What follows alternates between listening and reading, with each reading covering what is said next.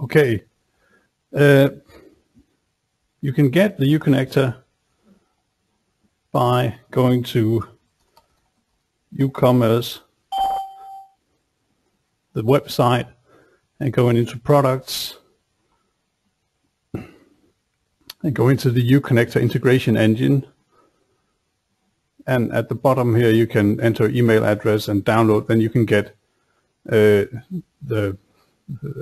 get access to the source code or some of the assemblies and the samples project, source code for the samples project. So that's how you can actually get the code. Once you've gotten it down, you got it downloaded. There's some docs as part of it, the samples. And this is one of the things that I would advise you to read is the user manual. It covers some of the very basic concepts of the uConnector.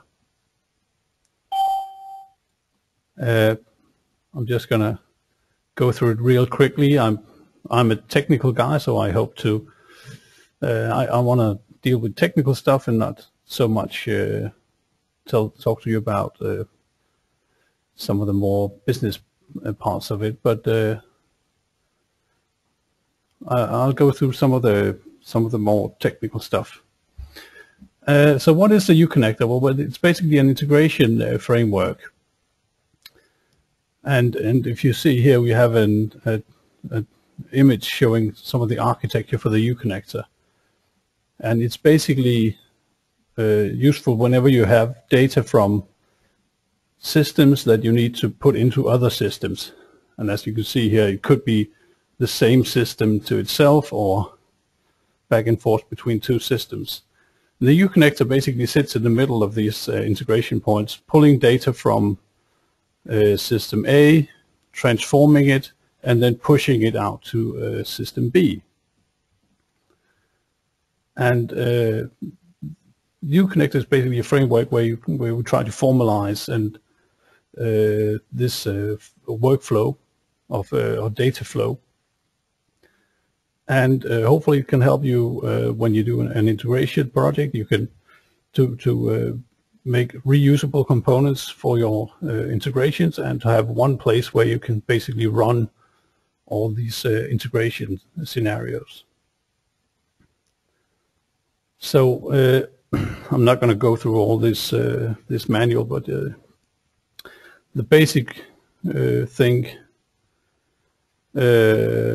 to remember is that basically the uConnector is a framework where you can take data from one system, you can receive it from one system, transform that data, and then send that data into another system. And once you've downloaded the uConnector samples, there's some information about getting started in here, and there's a lot of really cool stuff in this manual, user manual. So please read it. One of the things I'm not going to go into too much in the webinar here is how to set it up as a service. It's quite simple to set it up. It's built on top of Top Shelf. So, but there are some instructions in the manual here on how to actually run it as a service, getting up, yeah, and how you can install it, uninstall it. And then there's some examples. I'm gonna jump out of this and go straight into some of the code. I'm going to go through one of the simple, a simple sample operation. And what is an operation? Well, operation is basically a blueprint for a piece of integration code that you want to be able to run as a service. So an operation is kind of the blueprint, and then we have something called tasks, which is basically a specific instance of an operation running where you have it specifically configured to look in, for example, for files in a specific directory, or yeah, pushing into to a specific IP address or stuff like that. So the operation is basically the blueprint, and you can use you can have several tasks running the same operation but configured in different ways.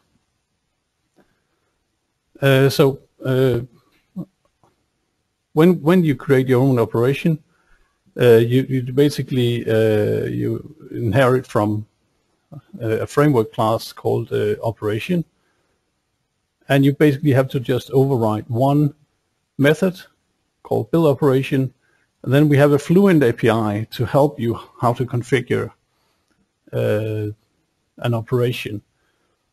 And this, hopefully you can read the kind of flow is that first we receive some files, we do some transformation, and then at the end we send it.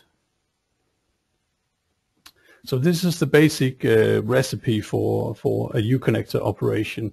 And this is a very simple one, and it's basically just for to show you how it's it actually, yeah, the basic functionality of the framework. Of course, the framework can do a lot more than this. So when you write it, you specify, okay, I want to receive data, and then you specify the type of the receiver you would like to use. In this instance, there's a built-in receiver called files from local directory. This is a built-in receiver available, and you can configure it. And you can see it in this case, we actually set it up with an option to look for only files ending with XML. So we're looking for XML files. And because this receiver returns IEnumerable of what we call work file, because it's an IEnumerable, it's a batch of files it reads from the file system. We put in here saying dbatch. And that basically just means that in the next step in the operation, we are working on one work file and not a list of work files. Then we can transform that one work file that we're working on to an X document. Basically, if you look for the type matchups between these steps, it becomes, I think, a bit clearer to follow what's actually going on. And so when we get out of this transform step, when the operation is running, we're actually having an X document type that's being passed into the next one. And that transform simply takes an X document and returns an iterator over X elements, and where we actually configure it to saying that we are looking for entries called author. So we're looking for XML elements called authors. And again, because this is an IEnumerable, we can debatch it, and now we're working on a single element, a single X element, and then we have a simple operation, and we can actually see this functionality where we take an X element into a value. So we're basically looking for author entries in the XML file and getting the value of that X element. And now we can go back again, because this part of this operation is now running, can be run many times, and find a lot of X elements. And at some point we want to put them back together again, so we can batch them. And I can transform it into with a distinct filter, because I only want to have the author names once. And then I can, in the end, send these strings to a file in the local directory. So it's incredibly simple, and I'm going to show you just a little bit about how it actually. So basically, maybe I should have started by saying this, but if you look at this data, this simple example, I have a example data with a standard XML example file from Microsoft called books. So I'm going to put this, I'm going to take data from this XML, and then I'm going to grab all the author names, and I'm going to write that down into a file. So that is actually what this operation is doing. Now the operation is only the first part of it. The other part is the configuration of the task to run. So for example, you might notice that that this file from local directory needs a lot more configuration than just what type of files it's looking for. It needs information about where to look and so on. So it's this one half is setting up the operation, and the other half is setting up a configuration of the operation, a specific task. And in this situation, you can see an example of a simple configuration of this operation. And here you have some more options for your files from local directory step. So it's basically saying, okay, we are looking for files in a uConnector in directory, and this search option specifies that we're only looking in this directory, not subdirectories, and we're basically saying we want to delete the file once it's actually done. There's also a configuration of the sender, setting the strings to file in local directory, basically saying what type of file name we want the output as and where to put it, uConnector out. And there's a very important piece of configuration here where you basically can schedule how often this is to run once you set it up as a task. And this is using the cron way of specifying these schedules, and it's quite powerful once you get used to it. So I strongly suggest that you Google this cron schedule and look into it. But basically it matches whenever, so you have seconds, minutes, hours, kind of hit it there, hours, days, month. So basically it says, okay, this is going to run whenever the seconds in the time is 0, and then for each 5 seconds after that, and it matches.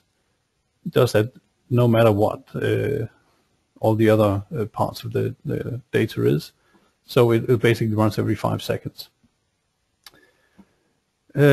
Now, if you look at in this section here, we have actually the uConnector samples project, and this is everything you get from the samples project.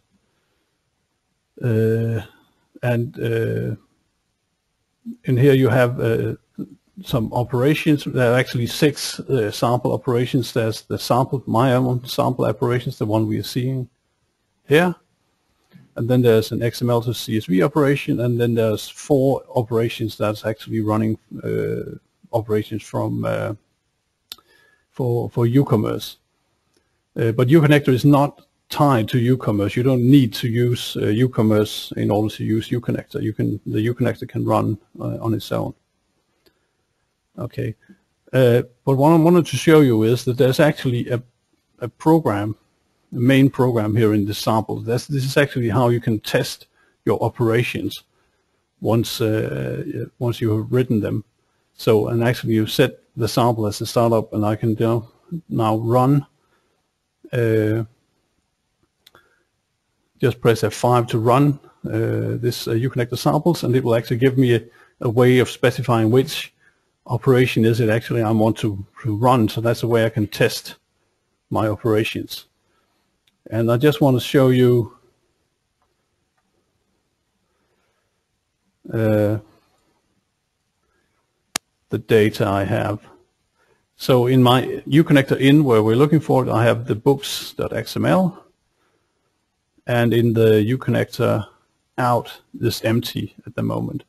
So if I specify I want to run the sample operation, it'll be some output, and it's done. And now actually in out I have the author names, and the input file is now gone from the in file. So this is an incredible simple operation, and yeah, and this basically just shows the simple elements of the framework. So what we're basically looking to do is we want to be able to split an operation up into steps, and these steps can then be reused whenever you want to have a different integration project, you can reuse these components and the transformations. So yeah. Okay, this was the very basic, simple stuff. I want to show you a little bit more about the more advanced stuff that this framework is actually doing, because the framework is doing a little bit more than just running this code. There are, again, if we focus on the receive step, the three parts of the operation: the receive step, the transform step, and the send step. Then there's some special handling around receive steps. Basically, you can we build in a persister that will try to persist data that you receive, and this is done basically so that in an integration environment you can basically have some proof and some a receipt. Basically, they receive the data, and what I'm going to show you here is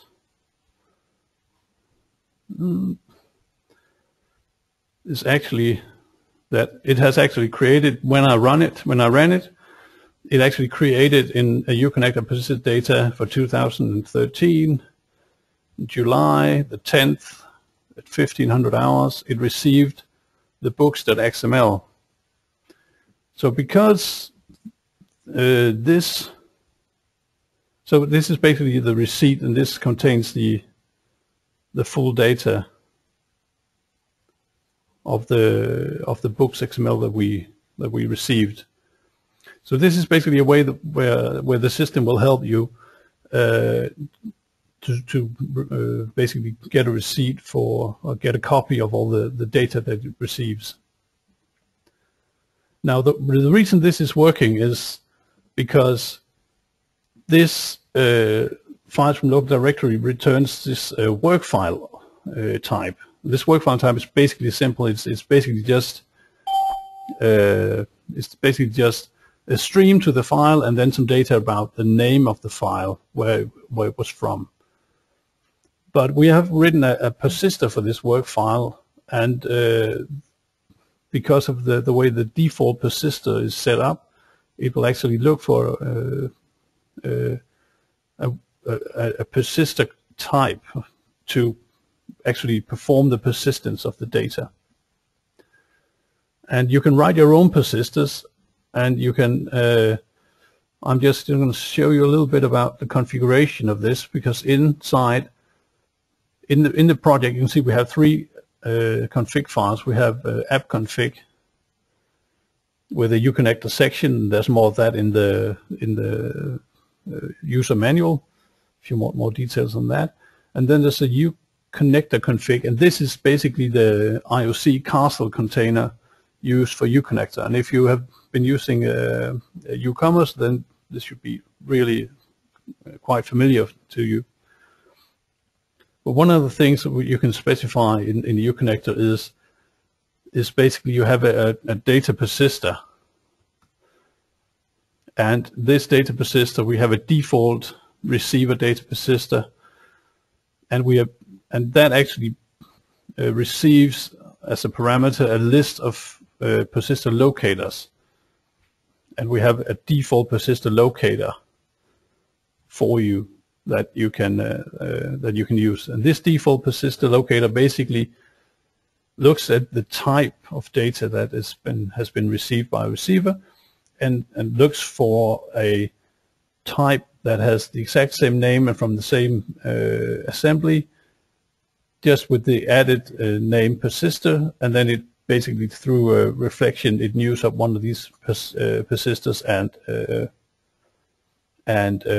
calls persists on it.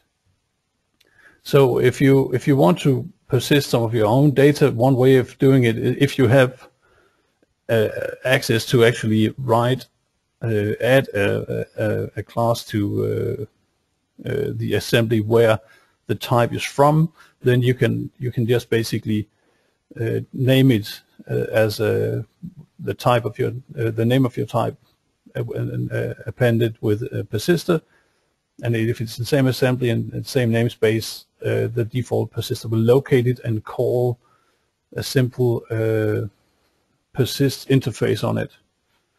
And so this persister, you need to implement a simple interface. Let's see if I can find that interface for you. Let's go here. So if you have the uConnector framework, and then there's uConnector framework assembly and uConnector framework namespace, and then there's a simple I-type persister. And that's basically a simple interface where you have to implement, and the framework will call this persist method for you with the object that it has received and a path to where you can write your data. And so you can write your own persister that way. If you do not have the option of adding a persister directly, you could write your own persister locator and add it to the list of parameters, and basically return, given a type, return a type persister as you saw before. So there's another way of hooking into the framework and actually getting this persisting part of it to work. Okay, time is running. I'm gonna show you also two other parts of this framework that's not apparent from the operation itself. Oh, that's not what I wanted to show you. I want to show you the operation part of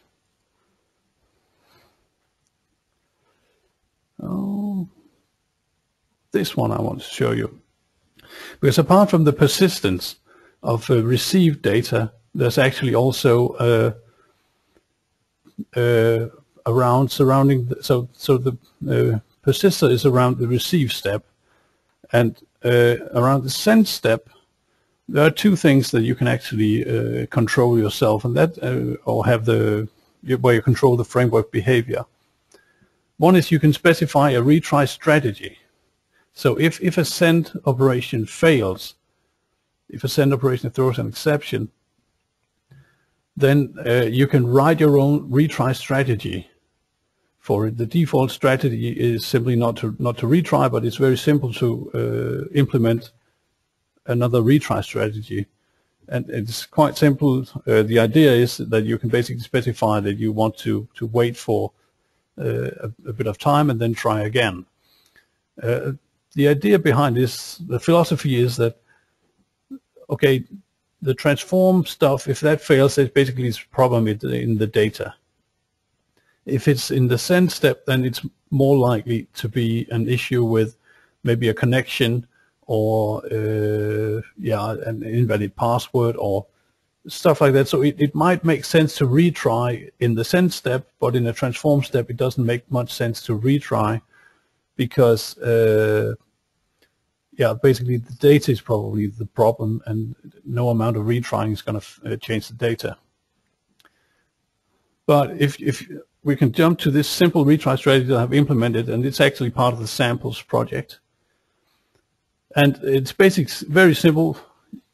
You have to implement retry strategy, and that is simply one method called retry, where you get where the framework will call this method with the iteration number of what number of retry is this. And what you have to do is basically, this is a very simple one. I log a warning, and then I basically wait for 10 seconds and return true, saying I want to try again. It makes sense to try again. If that fails again, I warn one other time, wait for 30 seconds, return true, meaning, okay, I want to try sending it for the third time, meaning the second retry. If it fails for the third time, I'm going to try one more time, wait for 60 seconds, return true, and then if it's get called with 4 or more, I'm just going to say return false. I'm not going to try and retry again. So this gives you kind of some more hands-on possibility of configuring the framework to how it's going to handle failures in the send step. Okay, there's also an exception notifier. If you have a simple exception, if something goes wrong anywhere inside the operation, then of course that exception is going to be automatically logged, put in a log file. But if you want to have some kind of control to notify by sending an email if something happens, or sending an SMS, or do something else besides writing into a log file, then you can also specify your own exception notifier. And this is a very simple exception notifier that, again, it's simply a sample. It doesn't actually do anything, but you can make your own notifier. And basically the framework will call notify on this exception notifier with the exception that was received, that was caught. And then I can configure this step along with all the other steps if the type inside it is configurable. I can configure it. So in this is a basic shell of an exception notifier where I can set up an email address, and basically whenever an exception is called, I could here check for what type, only specific types of exceptions, and then send an email. But this basically shows you an extension point in the framework where you can actually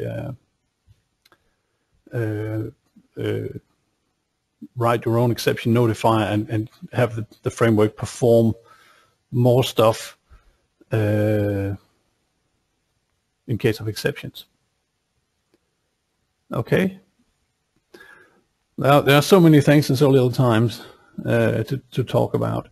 One of the things I would like to mention here is that if we go back to the sample operation, what your question might be: what if something goes wrong inside one of these steps? If one of the X elements holds some bad data, what happens then? Yeah, basically, because it has been debatched, and this is running basically handling one X element at a time, then that one element will then, the exception will be thrown, the exception notifier might be called if you have configured an exception notifier, but the rest of the process will actually move on. And in the batch, then the data for all the X elements that actually were successful will be put together and written into a file. So in the case of one line of data that's bad, it does not throw down or kill the entire process. It will try to continue. So it's only that one specific step that will stop. Okay. I think time is almost up. So if you have any questions, then please type them in the chat. I'll see if I can answer them.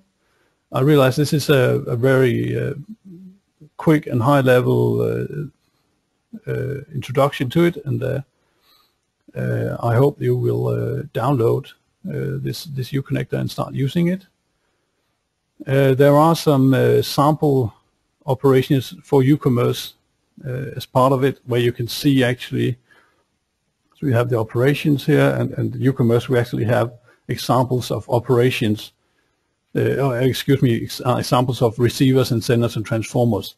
So of course you can build your own transformers and receivers, and you only just basically have to implement, let's have an example, you basically have to implement an interface stating what type do you take in, what type do you take out. If it's a transformer, if it's a receiver, it's an iReceiver with the type that you receive.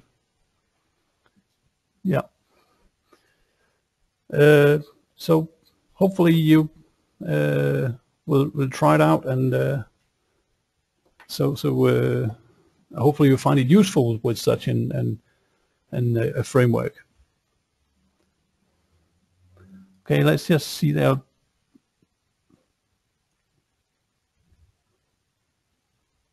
There's a question about if it's integrate with uCommerce or basically with anything. Well, it can be anything. There's absolutely nothing inside the uConnector that ties it into uCommerce. There's no need to have uCommerce present. There's no tie-in. The only tie is basically that we give it as an example that you could use this to integrate with uCommerce. So that's why the parts, the uCommerce parts, are in the samples here. But the actual framework itself is completely free of any uCommerce attachments, so it can be used to basically integrate between any system. Yeah, any more questions? Okay, there's some real-life examples.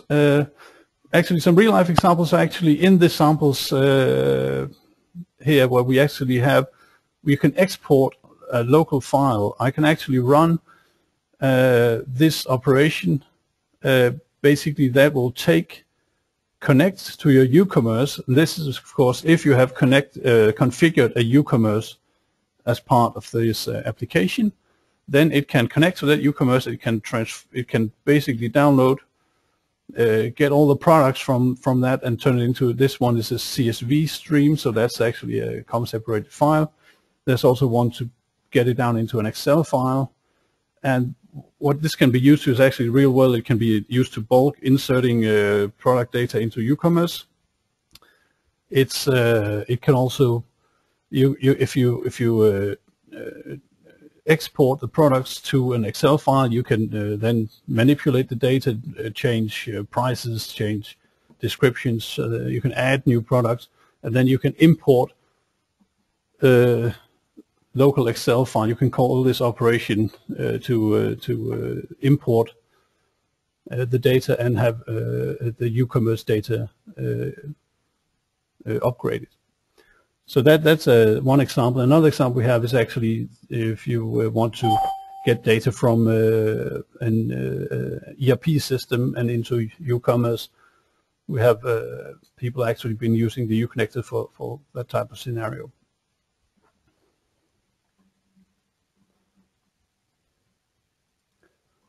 Okay, any more questions?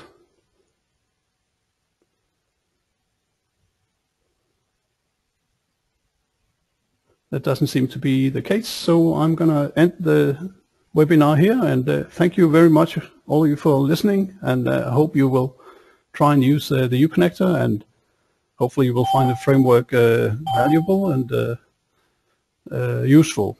Thank you very much. Bye-bye.